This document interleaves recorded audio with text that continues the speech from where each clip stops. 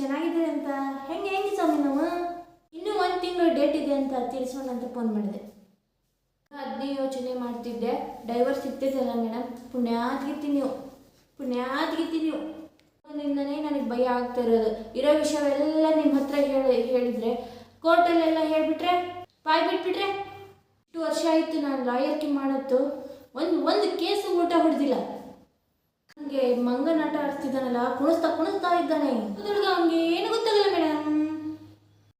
ಅಯ್ಯೋ ಏನು ಪಾಪನ್ ಮರಿಯೋ ಏನು. ಹೌದಕ್ಕವ, ಮನೆಯಿಂದನೇ ಸಿಟ್ಟು ಮಾಡ್ಕೊಂಡು ಹೋದ್ರು.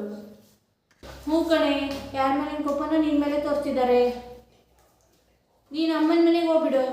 ಏಯ್, ಕೋಪ ಮಾಡ್ಕೋಬೇಡ, ಬಿಡಲಿ, ಏನು ಆಗೋದಿಲ್ಲ, ನಾ ಮಾತಾಡ್ತೀನಿ. ಹೇಯ್, ಈ ಸರಿ ಮಾತ್ರ ನಿಮ್ಮ ಲೈಸೆನ್ಸು ರದ್ದು ಮಾಡುತ್ತಾನನ್ನು ನಾನು ಬಿಡೋದಿಲ್ಲ. ಯಾವ ಕೋರ್ಟಿಗಾದರೂ ಬಿಡೋಲ್ಲ. ನಮ್ಮ ಮನೆ ದೀಪನೇ ಆರಿಸ್ಬಿಟ್ರಲ್ರು ನೀವು ಮಾತ್ರ ಹೇಗೆ ಖುಷಿಯಿಂದ ಇರ್ತೀರಾ?